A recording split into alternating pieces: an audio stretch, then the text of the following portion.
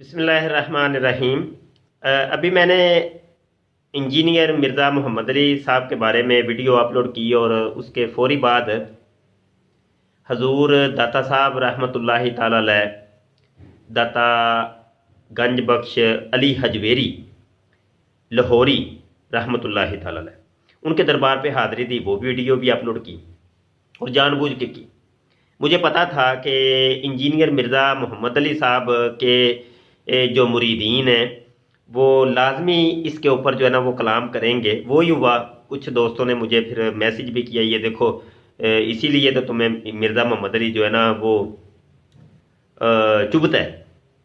वजह क्या है? वजह ये है कि देखो तुम बाबों के दरबार पे जाते हो, दरबारों पे जाते हो, बाबों के पास जाते हो, तो ये देखो भी ये असल में मामला तो ये है कि मिर्ज़ा मोहम्मद अली जहेलमी साहब का जहाँ तक मामला है तो ये मैं चंद चीज़ें उसकी वजाहत कर दूँ ये मुख्तसर वक्त के अंदर कि उनकी सारी बातें ऐसी नहीं है कि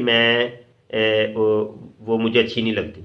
उनकी कई ऐसी बातें हैं कि जो मुझे अच्छी लगती हैं, कई बातें अच्छी हैं, लेकिन कई बातें ऐसी भी हैं कि जो बिल्कुल इस्लाम के मुखालिफ हैं और इजमाए उम्मत के मुखालिफ हैं और इस्लाम के अंदर फितना और फसाद का बायस है। तो ऐसा मामला है और ये इल्मी मसाइल हैं और ये अवाम की समझ में आने वाली नहीं। चूँकि अब मिर्ज़ा मोहम्मद अली साहब ने ये किया कि वो जितना भी लिबरल तबका था उसको जो है ना उन्होंने सपोर्ट दी है, तो लिबरल लोग जो है आज़ाद माइंड आज़ाद ख्याल लोग जो थे वो उनके साथ मिल गए हैं। तो इस किस्म की आज़ादियाँ कोई भी शख्स देना शुरू कर दे तो लोग उसको फॉलो करेंगे, यकीनी सी बात है। आज मैं भी अगर उठूँ, दाढ़ी छोटी छोटी कर लूँ या पगड़ी वगैरह साइड पे करूँ और प्रोफेसर बन के डॉक्टर बन के आ जाऊँ और इस्लाम के अंदर रायतें देनी शुरू कर दूँ, ये बात ऐसे नहीं ऐसे है, और जैसे गांधी साहब हैं, जवेद गांधी साहब, तो लोग बड़ा फॉलो करेंगे, बहुत जनाब आपकी वाह वाह भी होगी, सारे मामला तो होते हैं। तो लेकिन ऐसा है कि ये एक वसी टॉपिक है, इस पर थोड़े से वक्त में बात करना तो बहुत मुश्किल होगी। तो बहरहाल ये है कि मैं अच्छा वो मुझे ये कहने लगा कि ये देखो तुम वहाँ पे गए हो, तो मैंने उसको सवाल किया, मैंने कहा यार ऐसा है, मुझे बताएं, मैं दाता दरबार जाता हूँ, जाके मैंने अल्लाह का कलाम पढ़ा है, कुरान पाक की आयतें पढ़ी हैं चंद, और मैंने अल्लाह पाक से दुआ की है, अल्लाह पाक से दुआ की है।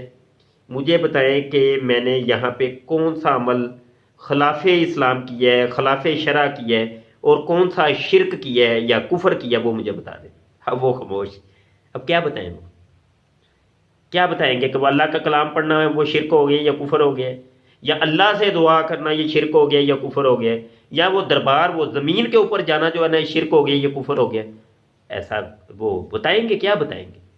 हदीस ने तो खुद हमें कहा कि कब्रों के ऊपर जाया करो, इसमें खौफ पैदा होता है, इसमें जो है ना रिकत कल्ब पैदा होती है, तुम्हें मौत का एहसास होगा, तुम्हें अल्लाह का जो है ना एक कुर्ब महसूस होगा। ये हमें कुरान और हदीस हमें बताता है, यही तरबियत है। तो बहरहाल ये एक टॉपिक लंबा है, वसी है, तो ये एक बात थी कि जो मैंने आपकी खिदमत में गोशगुजार करनी थी। बहुत शुक्रिया जी।